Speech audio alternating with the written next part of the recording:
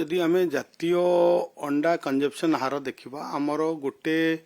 लोक को दिन को आम अधा अंडा हिसाब करवा अर्थात 365 दिन डिवाइडेड हाफ पाखापाखि 180 अंडा आम कंजप्शन करुचे। वर्तमान जदि आम देखा दैनंदिन पाखापाखि 1 कोटी अंडा आम उत्पादन करुचे ओडिशा रे एवं आमर प्रिय मुख्यमंत्री मध्य निर्देश देइछन्ति जे आमे अंडा दुग्ध एवं माछ उत्पादन को द्विगुणित करिवा पाई एवं आत्मनिर्भर हेबा पाई स्वावलंबी हेबा पाई ता पाई मध्य योजना करा जाउची जोटा कि मुख्यमंत्री कृषि उद्योग योजना रहिछि एवं आमर विभिन्न प्रकार वर्तमान फार्मर मानकु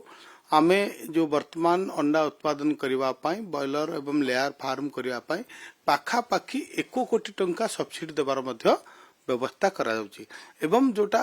एलआईटी एवं पीवीटीजी एरिया रे मध्य आमे कुकुडा मागणा रे देबार व्यवस्था करूचु जोपरि भाव रे कि आमे अलगा आउ पड़ोसी राज्य व बाहर राज्य रे आमे अंडा पाई बा मांस पाई बा माछ पाई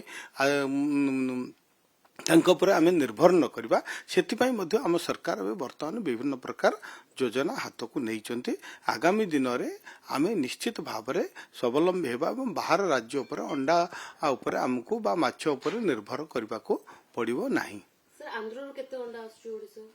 नहीं देखंतु जदि आमे कंजप्शन हिसाब देखिबा हमरो पाखापाखि 1 कोटी अंडा आमे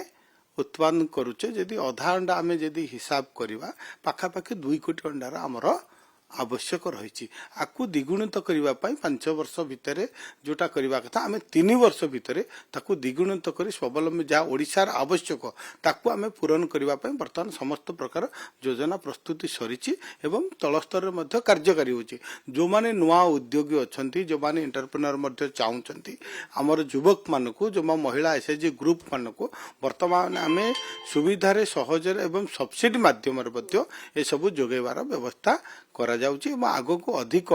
आम लेयर एवं बॉयलर फार्मिंग मध्य करबा पई आमे वर्तमान व्यवस्था करूछु। सेमती किछि अभियोग आमको आसीनी देखंतु अंडा कोठी ना कोठी अंडा उत्पादन रे आमे वर्तमान कमीची एवं आम वर्तमान जेहेतु एबे शीत दिन रहिछि शीत दिन अंडार कंजप्शन टिके बढ़ी थाए अंडा अधिका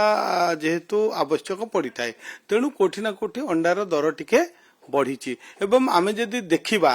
आज आमे दक्षिण ओडिशा रे कोरापुट नवरंगपुर आपणकर रायगढ़ ए सब जिला गुड़े अंडा उत्पादन टिके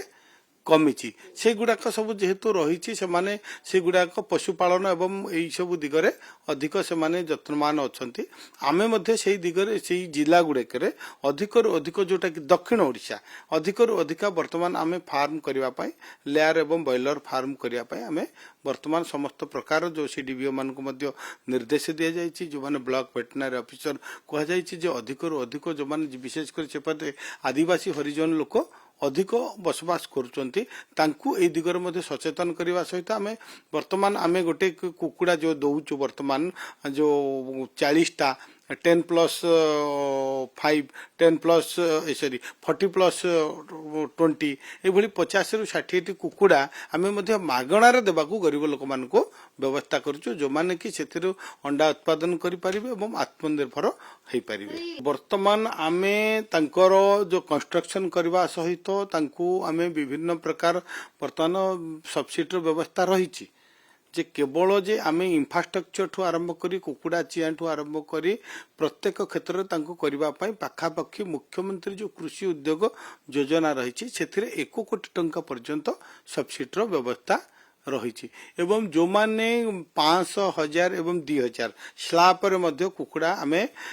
पालन करबा पई व्यवस्था करूछु। महिला एसएचजी ग्रुप मान को पाखापाखि 60% सब्सिडी दिया जाउची जनरल जो माने अछंती करबा को चाहउचंती तांको 50% सब्सिडी दिया जाउची आदिवासी हरिजन जो मान रहिचन ताको आउरी मध्य अधिक सब्सिडी व्यवस्था रही तेणु सरकार तरफ अनेक योजना रही तेणु मो आपण माध्यम कहि जनसाधारण को ए विषय से माने ब्लॉक सीडीवीओ कहतु न ए ब्लॉक जो माने वेटनरी अफसर आमर अच्छा बीभीओ एवं डिस्ट्रिक्ट रे सीडीवीओ अच्छा से सहित जोगाजोग करंतु पाखापाखि जदि आमे देखिबा मुख्यमंत्री कृषि उद्योग योजना सहित आम विभाग रे मध्य अनेक स्कोप रही ताकू आमे किपरि भाबरे से विषय जानिबा एवं उपयोग करबा आत्मनिर्भर हेबा पई ସମସ୍ତ ପ୍ରକାର जो विकसित भारत विकसित ओडिशा पाई आम प्रिय मुख्यमंत्री तत्वाधान वर्तमान सबु क्षेत्र में वर्तमान राज्य सरकार काम करुँच आगामी दिन में निश्चित भाव में देखिए आम ए बाहर राज्य उपर निर्भर करने पड़े आम आत्मनिर्भर हो पार।